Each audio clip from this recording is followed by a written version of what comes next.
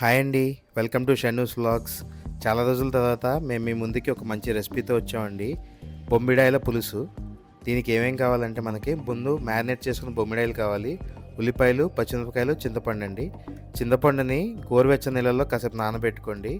ఇలా ఒక ఫ్లాట్గా ఉన్న గిన్నెని పెట్టుకుని దానిలోకి తగినంత ఆయిల్ తీసుకోండి. పులుసు కాబట్టి కొంచెం ఆయిల్ ఎక్కువ పడుద్ది. తర్వాత ఉల్లిపాయలు సన్నగా తరుక్కుని, పచ్చిమిరపకాయలు మజ్జిగ చీల్చుకుని, ఈ ఆయిల్ బాగా వేడెక్కిన తర్వాత వేసి వేయించుకోవాలన్నమాట. ఉల్లిపాయలు బాగా వేగుతున్నప్పుడు చిటికెడు పసుపు వేసుకోండి. పసుపు వేసుకుని బాగా కలుపుకోండి. ఇప్పుడు వీటిని మగ్గబెట్టుకోవాలండి. ఇలా బాగా కలిపేసిన తర్వాత కొంచెం మగ్గబెట్టుకుని చిటికెడు ఉప్పు వేసుకున్నాము. ఇక్కడ మేము కల్లుప్పు వాడుకుంటున్నాము. కల్లుప్పు వేయడం వల్ల ఏంటంటే టేస్ట్ బాగా వస్తుంది అనమాట ఈ రెసిపీకి. ఇలా ఉల్లిపాయలు మొత్తం మజ్జిగ చేసుకుని మూత పెట్టుకుని కాసేపు మగ్గబెట్టండి. తర్వాత మూత తీసి ఒకసారి కలుపుకొని అల్లం వెల్లుల్లి పేస్ట్ వేసుకోండి. అల్లం వెల్లుల్లి పేస్ట్ మరీ ఎక్కువ వేసేస్తే ఒక రకమైన చేదొచ్చేస్తుంది. కొంచెం వేసుకుంటే చాలు. తర్వాత గరం మసాలా వేసుకోవాలి, లైట్గా ధనియాల పొడి వేసుకోవాలి. ఈ రెండింటిని వేసి మళ్ళీ బాగా కలపండి. అల్లం వెల్లుల్లిపాయ వేసి తర్వాత ఈ మసాలా పొడులు వేసి బాగా కలుపుకోవాలన్నమాట. కలుపుకొని ఇది బాగా పట్టిన తర్వాత చింతపండు రసం ఇందాక గోరువెచ్చని నీళ్ళలో పెట్టుకున్నాం కదా, దాన్ని సగం పిండుకోండి ఇందులోకి. ఇలా సగం పిండుకున్న తర్వాత ఇందులోకి మనం కారం వేసుకుంటాం.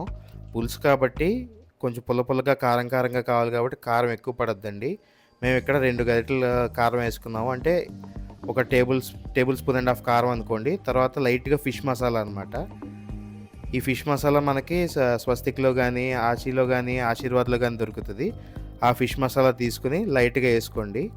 తర్వాత దీన్ని బాగా కలుపుకోండి. చూడండి, ఇక్కడ మేము సగం పులుసే పోసుకున్నాము.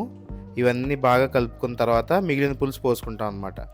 ఇప్పుడు మిగిలిన పులుసు కూడా పోసేసుకుని ఒకసారి బాగా కలిపేసుకోండి. చూడండి, మొత్తం చింతపండు నుంచి మొత్తం ఇంకేమీ లేదన్నట్టు మొత్తం పిండేసాం పులుసు ఇక్కడ. ఈ తర్వాత నిదానంగా మ్యారినేట్ చేసి పెట్టుకున్న బొమ్మిడాయలను వేసుకోవాలన్నమాట. ఈ బొమ్మిడాయల్ని ముందు రోజు రాత్రి మ్యారినేట్ చేసి పెట్టుకుంటే ఏంటంటే మంచి టేస్ట్ వస్తాయండి. ఇవి అప్పటికప్పుడు తెచ్చుకునే కంటే ముందు రోజు తెచ్చుకుని బాగా కడుక్కుని క్లీన్ చేసుకుని మ్యారినేట్ చేసుకుంటే మంచి టేస్ట్ వస్తాయి అన్నమాట. చూడండి, ఇక్కడ ఇలాగ మేము మొత్తం అన్నీ ఒకదాని తర్వాత పేర్చాము.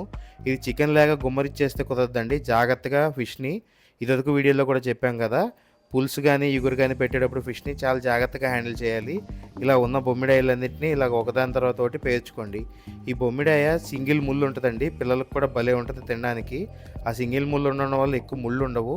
తర్వాత బొమ్మిడాయలు వేసుకున్న తర్వాత ఒకసారి గిన్నెని పట్టుకుని అటు ఇటు కదపండి. గరిటె పెట్టి కదపకూడదు. గరిటె పెట్టి కదిపితే ఫిష్ చిదిమైపోద్ది అనమాట. ఇలాగ కాసేపు ఉడకనిచ్చిన తర్వాత పులుసులోకి అతి ముఖ్యమైనదండి జీలకర్ర వెల్లుల్లిపాయని బాగా దంచుకుని ఇలా పైన చల్లుకుని ఒక 2 నిమిషాలు వదిలేసి తర్వాత దానికి ఆ వాసనకి మొత్తం పట్టేలాగా మళ్ళీ గిన్నెను ఒకసారి కలుపుకోండి. అసలు లాస్ట్లో ఈ జీలకర్ర వెల్లుల్లిపాయ వేస్తే మంచి టేస్ట్ వస్తుందండి పులుసుకి. ఇలా బాగా కలుపుకున్న తర్వాత ఉప్పు కారం అన్నీ చూసుకుని లైట్గా కొత్తిమీర చల్లుకుని వేడి అన్నంలోకి దీన్ని తింటే సూపర్ ఉంటుందండి. దీన్ని ముందు రోజు దాచుకుని తర్వాత రోజు తింటే ఇంకా బాగుంటుంది. ఇలాంటి రెసిపీస్ ఇంకా పెడతానే ఉంటాము. మా ఛానల్కి సబ్స్క్రైబ్ చేసుకోండి. Thank you.